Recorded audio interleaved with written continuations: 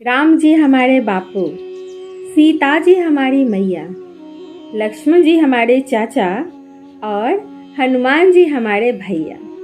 जय श्री कृष्णा भक्तों, राधे राधे। वैष्णव परिवार भक्ति रस में आपका बहुत बहुत स्वागत है।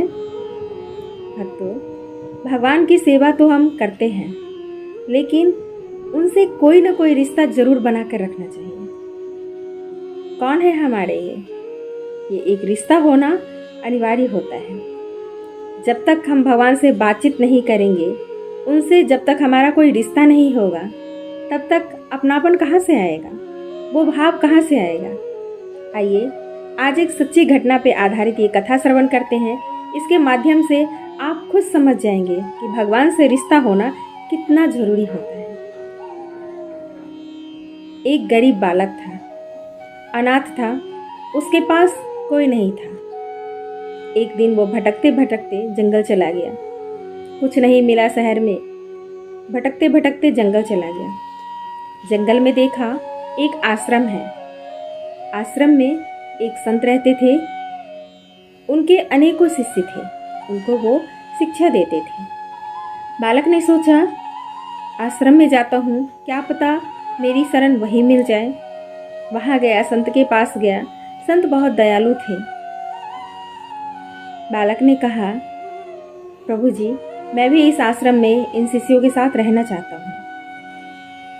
संत बोले, तुम्हारा क्या नाम है? बालक ने कहा, मेरा कोई नाम नहीं है, मुझे खुद नहीं पता, सब मुझे छोटू छोटू करके बुलाते हैं। संत ने कहा, ठीक है, तुम यहीं रहो और आज से तुम्हारा नाम रामदास रहेगा। बालक प्रसन्नचित्त मन से संत के साथ उस कुटिया में रहने लगा। सभी शिष्यों के साथ विद्या अर्चन करने लगा। आश्रम की साफ सफाई, उसमें हाथ बटाने लगा, भिक्षा मांग कर लाता और सभी के साथ भोजन करता। 6 मंथ बीत गए। एक समय संत का मन हुआ कि हम तीर्थ यात्रा पर जाएं। संत ने सभी शिष्यों से पूछा कि कौन कौन हमारे साथ तीर्थ यात्रा पर जाएगा। सारे शिष्य बोले, गुरुजी, हम आपके साथ जाएंगे। क्यों? क्योंकि जो भी आश्रम में रुकता, उसे अकेले आश्रम की साफ सफाई करनी पड़ती। पूरा बहुत बड़ा सा आश्रम था, वहाँ पे साफ सफाई करनी पड़ती। और गुरुजी के साथ रहता तो तरह तरह के भोजन पकवान खाने को मिलता। गुरु की सेवा करनी पड़ती। गुरु की सेवा से बढ़ के और कुछ नहीं होता है। ये सोच करके सारे शिष्य उनके साथ जाने के लिए तैयार हो गए। अब गुरुजी सोचने लगे कि आश्रम में किसको छोड़ के जाऊं। आश्रम में ठाकुर जी हैं, उनकी सेवा कौन करेगा। गुरुजी सोच में पड़े हुए ही थे कि रामदास आगे आया और बोला, गुरुजी, अगर आपकी आज्ञा हो तो मैं आश्रम में ठहरने के लिए तैयार हूँ। गुरुजी बोले, रामदास, तुम आश्रम में रह तो सकते हो, लेकिन पूरे आश्रम की साफ सफाई करनी होगी। यहाँ पे काम करना पड़ेगा, अकेले भिक्षा मांग कर लानी पड़ेगी और ठाकुर जी की सेवा भी करनी पड़ेगी, उनको भोग लगाना होगा। भले ही आश्रम की साफ सफाई में थोड़ी कमी भी रह जाए, लेकिन ठाकुर जी की सेवा में कोई कमी मत करना। रामदास ने कहा, ठाकुर जी, उनकी सेवा कैसे होती है, मैं तो नहीं जानता। गुरुजी रामदास को लेकर के मंदिर गए। वहाँ पे पर्दा हटाई। वहाँ पे श्री राम जानकी की झांकी थी। रामदास कभी देखा नहीं था, बस आश्रम के कार्यों में लगा रहता था, इसीलिए कभी भी उन्हें राम जानकी की दर्शन नहीं हुए थे। उसने कहा, कौन है ये? रामदास ने कहा, गुरुजी, कौन है ये और इनकी सेवा कैसे करनी है? संत ने कहा, ये प्रभु श्री राम हैं, ये माता सीता हैं, ये लक्ष्मण जी हैं और ये हनुमान जी हैं, और इनकी सेवा इस प्रकार करनी है। गुरुजी ने किस प्रकार भगवान की सेवा करनी है वो रामदास को बता देते हैं। तब रामदास कहता है कि गुरुजी, इनसे मेरा रिश्ता क्या होगा? क्योंकि अगर कोई रिश्ता हो किसी के साथ तो उसमें उस प्रकार के भाव आ जाते हैं, जैसे माता पिता, भाई बहन, मित्र इत्यादि जो भी है, तो उनके साथ एक अलग ही भाव आता है। उस भाव से आदमी उसकी सेवा करता है। संत बोले कि तुम्हारे माता पिता नहीं हैं। हमेशा मैं कहता हूँ ना कि तुम्हारे माता पिता राम जानकी हैं, तो ये हैं श्री राम जी और ये हैं जानकी माता। ये तुम्हारे पिताजी हैं और ये तुम्हारी माता जी हैं। लक्ष्मण जी की ओर इशारा करके बोले, ये कौन है? तो गुरुजी कहते हैं, ये तुम्हारे चाचा जी हैं। और हनुमान जी तुम्हारे भैया हैं। रामदास बहुत प्रसन्न हो गया कि मुझे पूरा परिवार मिल गया है, अब इनकी मुझे सेवा करूंगा, बड़े भैया भी मिल गए हैं। ऐसा आज्ञा दे करके संत चले जाते हैं तीर्थ यात्रा पे। रामदास बहुत प्रसन्न होता है। संध्या हो जाती है, संध्या को आरती करके और वो सो जाता है, जैसे गुरुजी बताए थे, आरती करके और वो सो गया। सुबह जल्दी जल्दी उठा, क्योंकि माता पिता की सेवा जो करनी थी। सुबह जल्दी उठा, पूरे आश्रम की सफाई की, भिक्षा मांगने गया, भिक्षा मांग कर लाया। इधर भोजन बनाया, भोजन बना करके भगवान को तैयार किया। जो भी उन्होंने पूजा अर्चना की विधि बताई थी, उस विधि से पूजा करके भगवान को तैयार किया। तैयार करके 3 थाली बनाया था उसने। एक थाली माता पिता के आगे, यानी कि श्री राम जानकी के आगे, एक थाली अपने चाचा जी के आगे सरका दिया कि ये हमारे चाचा जी इसमें भोजन करेंगे, और एक थाली हनुमान जी के आगे, ये हमारे भैया भोजन करेंगे। और कहने लगे कि आइए और भोजन कर लीजिए।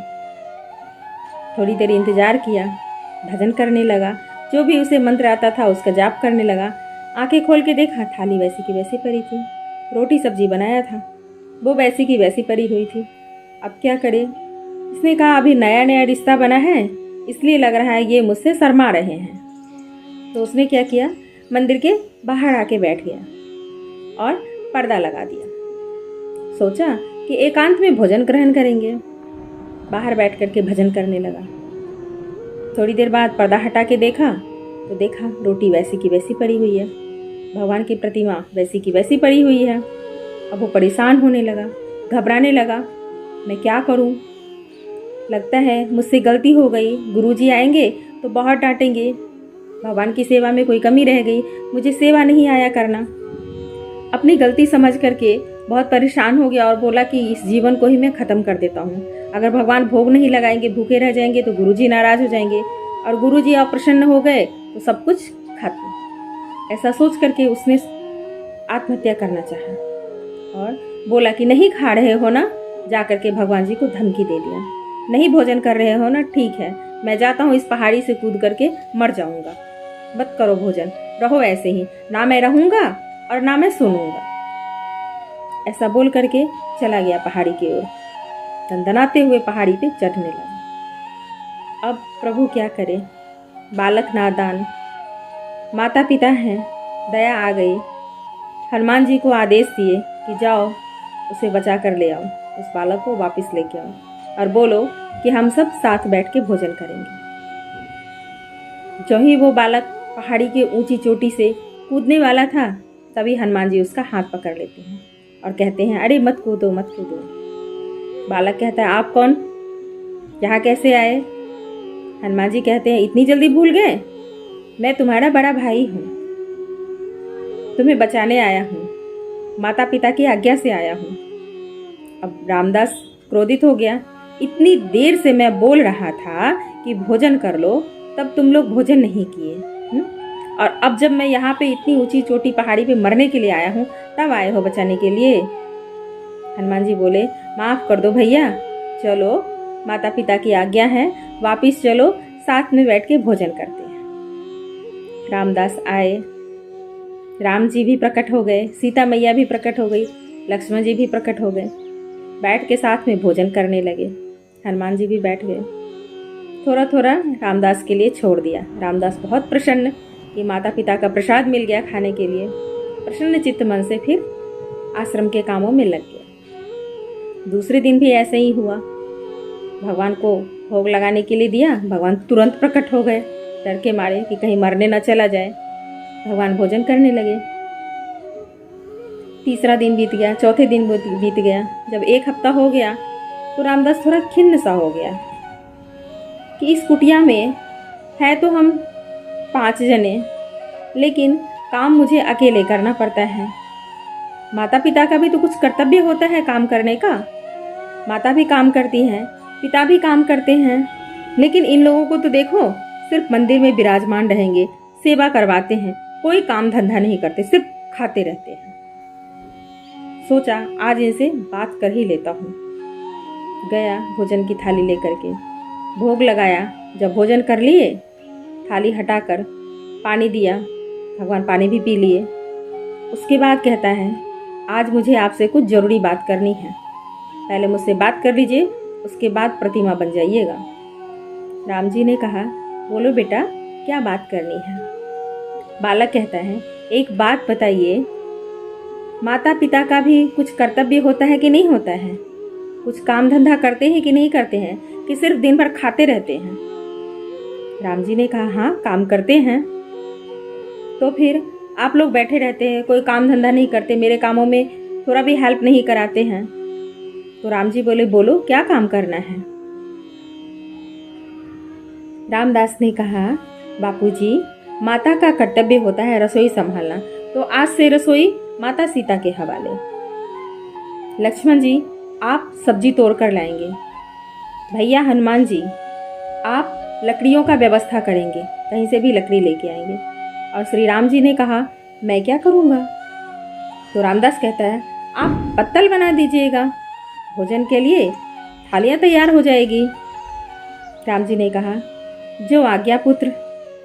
इस प्रकार सभी एक ही छत के नीचे एक परिवार की तरह रहने लगे। माता सीता रसोई बनाती, राम जी पत्तल बनाते, लक्ष्मण जी सब्जियां तोड़ के लाते बाग बगीचे से। आश्रम की कुटिया में जो भी सब्जियां लगी होती थी वो हनुमान जी जंगल से लकड़ियों की व्यवस्था कर देते। इस प्रकार से भोजन बन जाता और सभी एक साथ बैठ करके भोजन करते, आनंद चित्त से रहने लगे।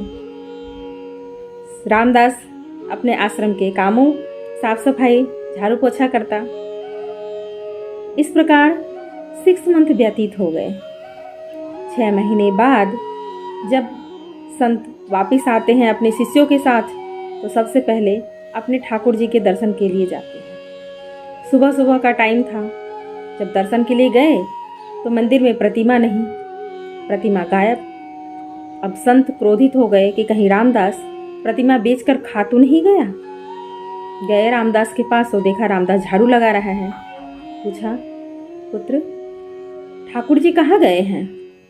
रामदास बोला, होंगे यहीं कहीं, रसोई वगैरह में होंगे। संत बोले, ऐसा क्यों बोल रहा है? प्रभु रसोई में कैसे हो सकते हैं? बोले, क्या पता जाके रसोई में स्थापित कर दिया हो। ये सोच करके संत जब रसोई में जाते हैं तो एक झलक उनको दिखाई देती है कि माता सीता रसोई बना रही हैं, भगवान श्री राम पत्तल बना रहे हैं। इतना देखते ही वो गायब हो जाते हैं और मंदिर में जाकर के मूर्ति बन जाते हैं। संत भागे भागे जाते हैं, कहाँ गए, पूरी रसोई में ढूंढते हैं। माता सीता को रसोई बनाते हुए देख करके वो आश्चर्यचकित हो जाते हैं। चारों तरफ देखते हैं, कहाँ गई मैया? भोजन बन चुका था, कलछी चला रही थी मैया और उसी तरीके से कलछी छोड़ करके चली गई। भगवान पत्तल बना रहे थे, 2-4 पत्तल ही बना था, बाकी वैसे ही रखा हुआ था, छोड़कर चले गए। संत परेशान हो गए, भागे भागे जाते हैं मंदिर में, देखते हैं सभी राम, जानकी, लक्ष्मण और हनुमान जी सेवा में बैठे हुए हैं मूर्ति में। संत आश्चर्यचकित हो गए। रामदास के पास जाते हैं, उसके चरण पकड़ लेते हैं, कहते हैं, तुम धन्य हो, तुमने मुझे भगवान के दर्शन करा दिए, तुम बहुत बड़े भक्त हो, तुम दिल के बड़े सच्चे हो, तुम्हारी वजह से मुझे आज भगवान के दर्शन हुए, मेरे प्रभु श्री राम जी के दर्शन हो गए। इसीलिए कहते हैं, जहाँ भाव होता है वही भगवान होते हैं और कहीं भी भगवान नहीं है। अगर आपके अंदर भाव है तो भगवान आकर के घर का काम भी करते हैं। भक्तों, कहने का तात्पर्य सिर्फ यही है। इस कहानी के माध्यम से यही कहना चाहते हैं कि भगवान तो आज भी दर्शन देने के लिए तैयार हैं, लेकिन भक्त भी तो रामदास की तरह होना चाहिए।